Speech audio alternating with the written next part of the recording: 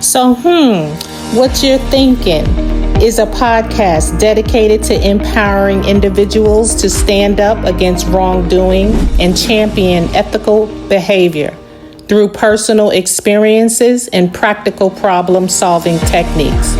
We tackle challenging topics with honesty and insight, welcoming all perspectives, regardless of race, age, political views, or beliefs. I think it's good, or just because I think it's good to have open dialogue with people doesn't mean that it's right. I get that. Sometimes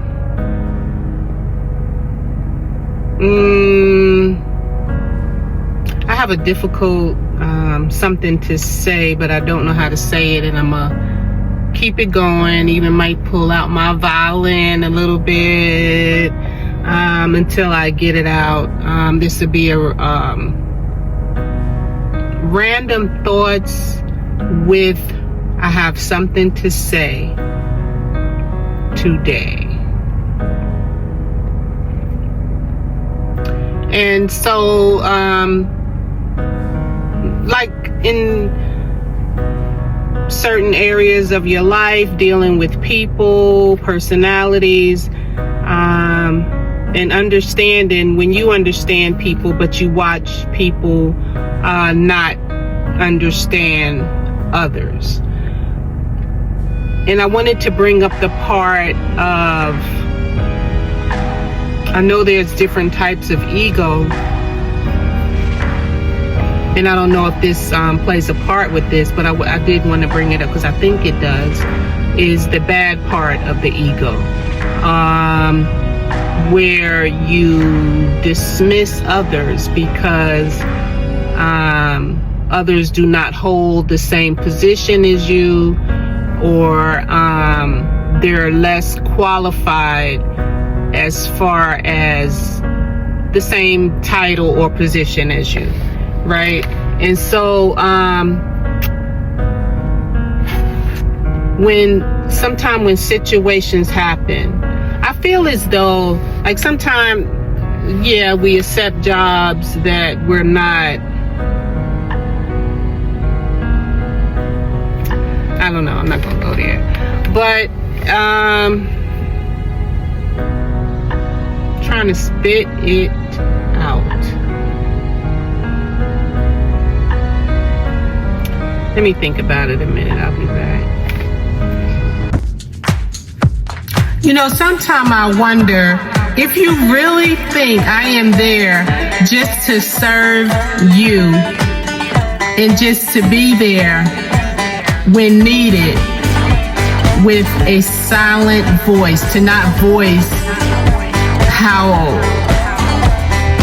to not voice anything that's in my mind or my thoughts that I feel needed to be voiced.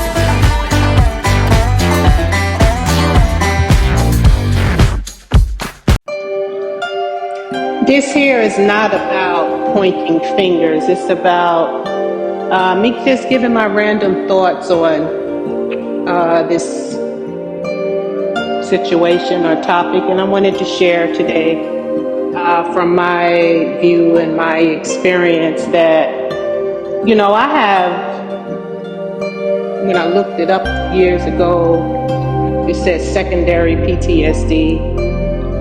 When you're married to a soldier and they have PTSD and you go through that stuff too, some of the effects of that stuff. You might have secondary PTSD, blah, blah, blah, whatever, bullshit. So sometimes there's triggers. And when you've been through stuff and seen stuff, there's triggers. You have no education with it. You have no licenses. You have no degrees, but you have that walk this way, talk this way from experience. You know, you walk the walk, you talk the talk. Been there, done a couple things. And I want to share from my experience of being triggered. And then also they say you never talk about your past or your traumas unless it's somebody worthy of talking about it and you sit there and listen to them, so to speak. Seems like.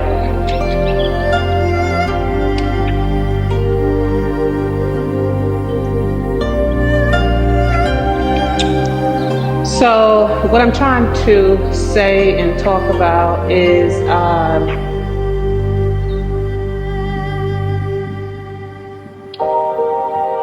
it's pretty difficult or troubling or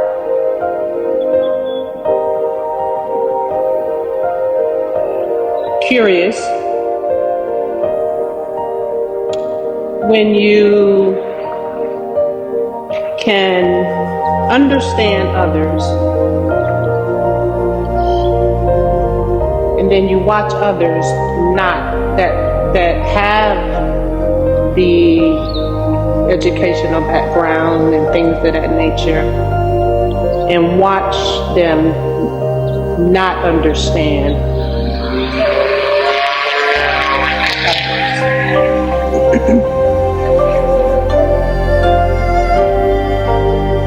And it's not anybody's fault, because it is understandable that you were not there.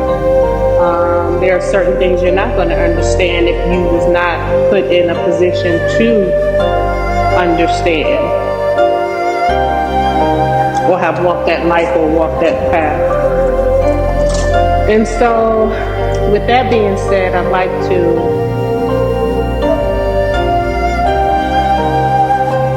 want to give a situation, and sometimes I get triggered, you know? Sometimes I can see things that it may be frustrating to me that other people don't see it,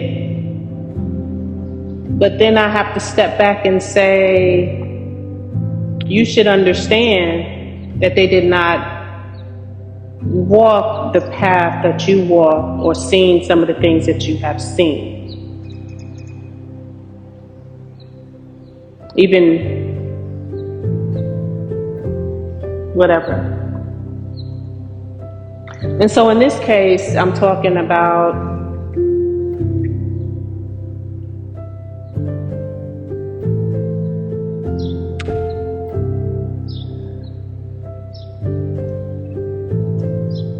so we were stationed at Fort Hood when this happened, and I'm sharing this only because of a reason, and I think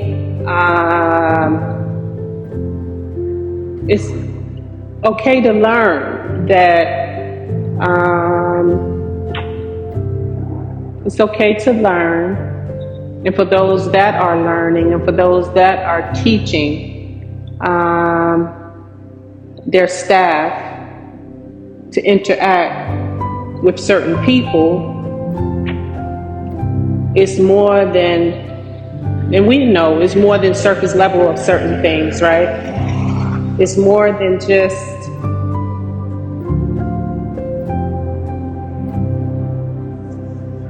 what you think, what you see, what you hear. It's something deeper, it's something more. And then sometimes when people really do have empathy, I'm not talking about those that don't care and constantly going to dismiss others and constantly hold on to their limiting beliefs and see people the way they want to see them without listening or trying to understand that there's something deeper, and they don't care to understand. And the easiest thing is to do is to just shut up about it Same thing like within, what they say about race. Don't talk about it. It hurts too much. My grandpa used to capture people at night in these areas and do what they do and throw them in the truck and get rid of them and blah, blah, blah. Or, make things worse than what it is and call the police and give everybody a record, right? Or have everybody that's weak-minded turn against one another or drugs, whatever. And so, you know the backstories, and this is long, this is drawn out. Okay, so we were stationed at Fort Hood, and what they got? 4th ID, 1st Cav, 3 Corps, multiple deployments during this time, same people going back, even to the point where we're like, the spouses, they about to retire, and it's like, what is the military doing, the government doing, trying to get rid of everybody so they won't collect their retirement, And then on one instance, a friend of my husband's came back, and my husband got the phone call, and he was like, we gotta go. This person is getting ready to take himself out and his family. And I'm grateful I had the experience of working around good medical staff with VA and Army hospitals. But I did make sure, because medical staff would not understand, like, when you're in the mix, everything don't operate like you say. You're not qualified to do this or that. You will not do this or that. Act in certain situations. But I did call the CSM's wife, and I was like, what do I do? And she said, they called you. You go and you handle it. Goddamn.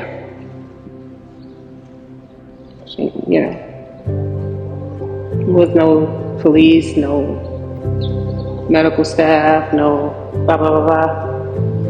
Weapons involved. So we met up, me and my husband got in one car, and I was like, just follow my lead. He was like, nah, that's my friend. I know my friend. I ain't gotta follow your lead. I know my friend. Just whatever. So we go there, and then he calls me in the kitchen looking scared, was like, I don't know who that is. That's not Sergeant such and such. I already knew. Did what I did, said what I said. Eventually took him to our house on base and gave up my son's room. Gave the bedroom to him. And told the spouse it's off limits. You're not coming over. But Miss Emily, please. No. So we protected him, and then he went and took care of his mental health as needed once he got to safety with us. all that to say now, he's in a beautiful place. Married another woman, moved out into another state, doing so well. I'm sure, with all the deployments and this and that and the service connections, he got the help that he needed from the mental health providers that he needed. And he's doing well.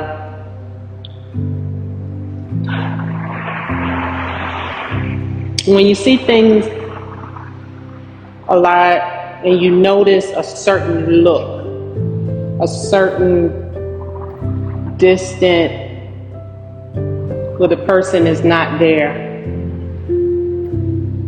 And when you go through this and you notice some things while you're handling your business, it stays with you and you never forget. And I understand, because I've been there as a spouse.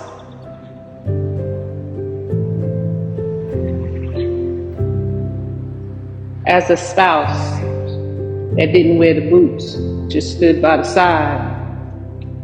It's hard to get back into society, the civilian world, after living on base and living around military folks for so long. And we did a whole retirement. And it's so frustrating. It used to be very, very frustrating in the beginning when I came back to civilian life and just being around civilians and the way they thought and acted towards other people. It was just disgusting to me, and a lot I don't know if it's that I didn't want to understand from their behalf or their point of view. So then a situation happened where something similar came through. And it affects me even more when it's someone the same color as me, the same background as me, a little bit,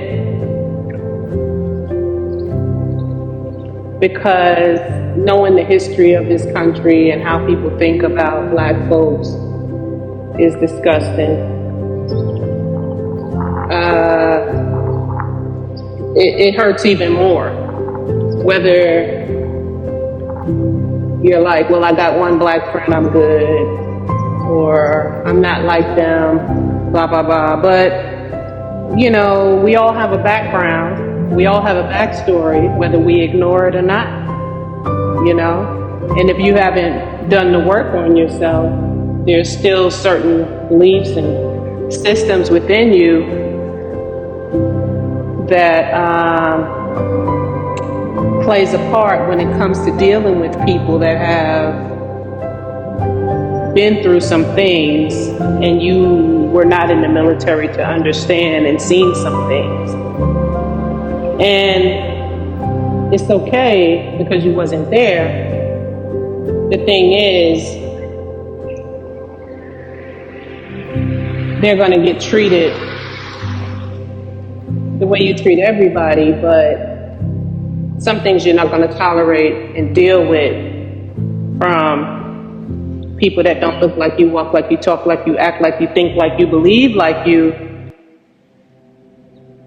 It's just going to be, and it has been, different.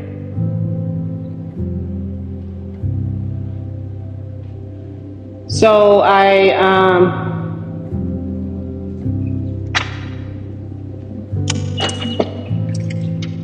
type something in so that I think it's very, very important for me, because I don't want to be around nobody that don't want to understand, listen, or I listen to them, they listen to me, and all parties involved or surrounding that understanding level. it's important sometimes to pay attention and listen and know that there's deeper wounds, there's deeper whatever. This is only for those that are willing to understand and want a deeper level of understanding of people. And so, all right, it's best that I Google, but and for the record, I don't Google, I do AI, which is very similar to Google, for more clarity, more understanding, to help guide me with, I put in my own thoughts and have them to rewrite it. I'm trying to see here if I copied and pasted exactly what I asked before it came up with some understanding. I said rewrite with detailed explanations.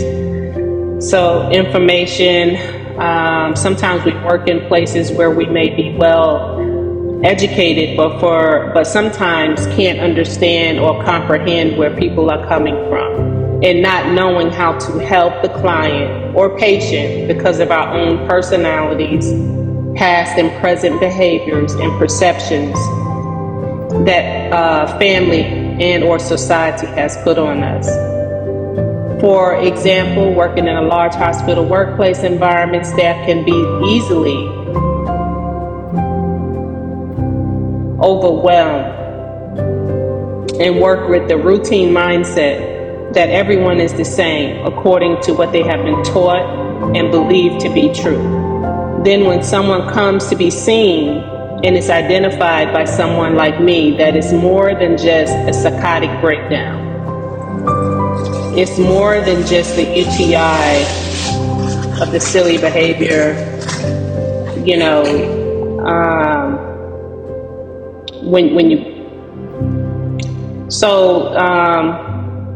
it's more than just a psychotic breakdown. This is something I've seen as a retired military spouse, working with soldiers on the military bases in critical situations, and it hurts so much to see reactions from those that I work with and know they don't have a clue, but they have a big, bad egos that you can't tell them nothing because you don't hold the same title as them, but you have the hands-on experience dealing with soldiers in real life crisis is what I wrote. And this is what AI came back with. Understanding barriers to empathy and effective care in healthcare settings. So why well-educated professionals still struggle to connect. Even highly educated healthcare workers can find it difficult to truly understand or help patients whose experiences differ from their own. This challenge can often stem from personal factors, such as our own personalities, life experiences, and the beliefs or stereotypes that we have absorbed from family or society, which can unconsciously shape how we interpret others' behaviors and needs. And so, I'm sure you learn about that in training and school and, the different scenarios you go through.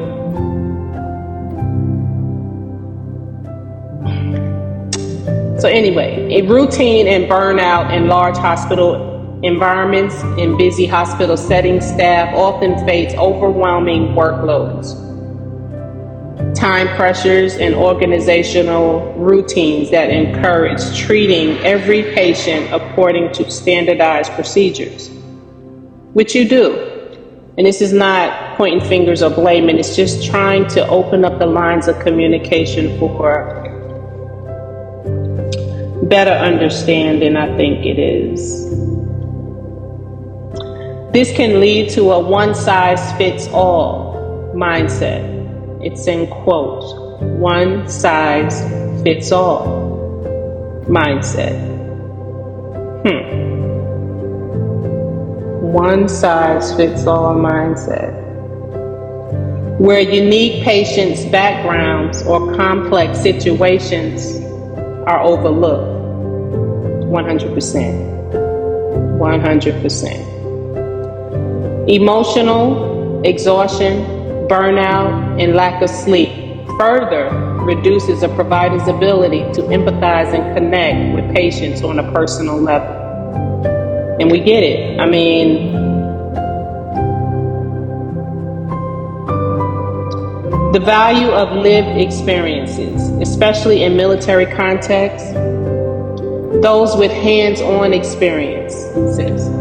And do understand, just because one person say, shut up, I was in the military too, or I don't know what they're doing, I was in the military and I'm not like that, or things of that nature, that don't help. That don't help for some real true understanding. Those with hands-on experiences, such as retired military spouses who have supported soldiers through crises, may notice subtle signs or underlying issues that others miss. We live with them, we lay with them, we sleep with them, we welcome them home. We see the good, the bad, the ugly. However, their insights are sometimes dismissed in clinical settings, especially if they lack formal titles or credentials. Even through their real-world experience is invaluable in recognizing and responding to complex situations. Challenges with hierarchies or in communication hospital hierarchies can reinforce rigid attitudes, where staff with more authority may be less open to input from colleagues with different backgrounds or practical experience.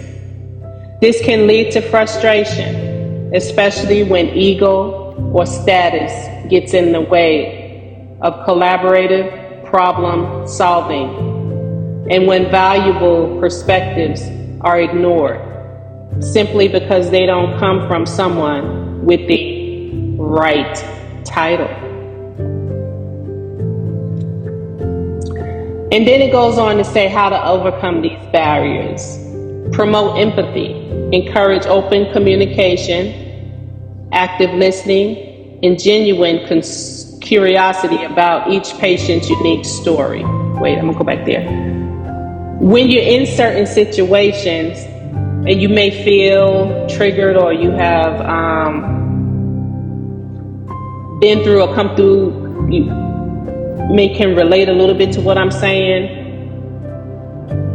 Always notice everybody's actions around you. That's another key of telling you who's who.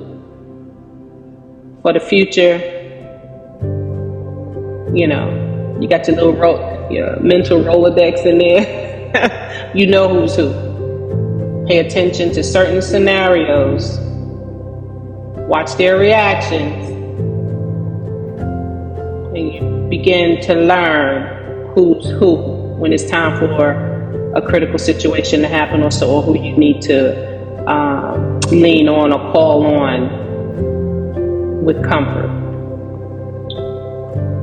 or someone that's going to take action with you. So let's go back. Open communication, active listening, and genuine curiosity about each patient's unique story, rather than relying solely on routines or stereotypes. The next one is value diverse experiences. Recognize and integrate the insights of staff with diverse backgrounds, including those with military or crisis experience.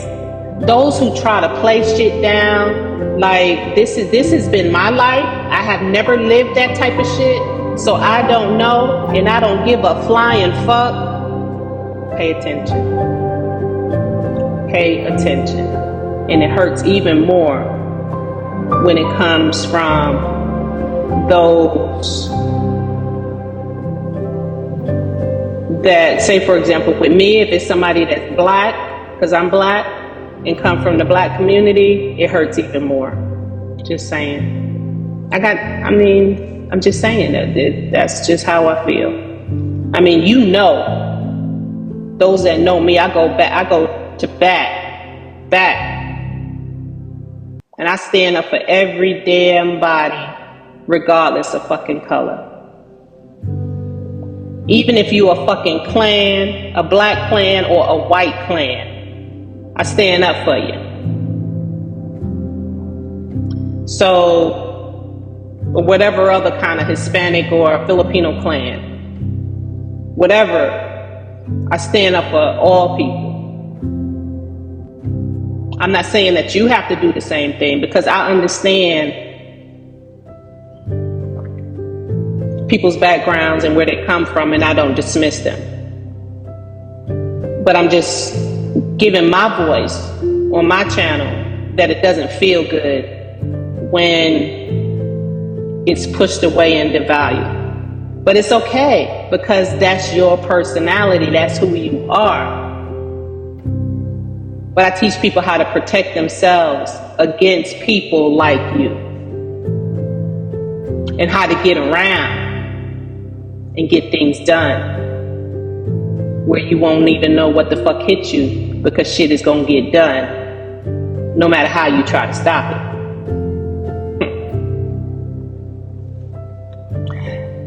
Including those with military or crisis experience into care teams and decision making. Address organizational issues. Reduce workloads where possible. Offer support for staff well-being. And create a culture where empathy and collaboration are prioritized over rigid adherence to hierarchy or routine. What will help with something like this, especially for those that don't have a clue, but they're willing and they want to do better, or they want to understand what's the dealio, and try to do things different than those that are trying to put those chains on them to hold them back from looking at things in a broader perspective. Ongoing training will help in a different way, like not the routine ways of training. Provide regular workshops and training in communication and empathy to help staff overcome personal and systemic barriers. Yeah, you know, if you don't have empathy, you fake empathy, as long as you get the job done. But constant open communication, listening to various different people from various different backgrounds, it's gonna help. It helps. And of course, we're gonna always have the resistance, and you just gotta know how to protect yourself and how to get around those people and how to, maneuver through. Because no matter what they're gonna be, I'm gonna hold you back. You're not gonna do this for this person because they don't look like me, walk like me, talk like me, act like me, think like me, because I said so, and this is the way my family taught me. By understanding these challenges and actively working to address them, healthcare teams can provide more compassionate, individualized care, even in high-pressure environments.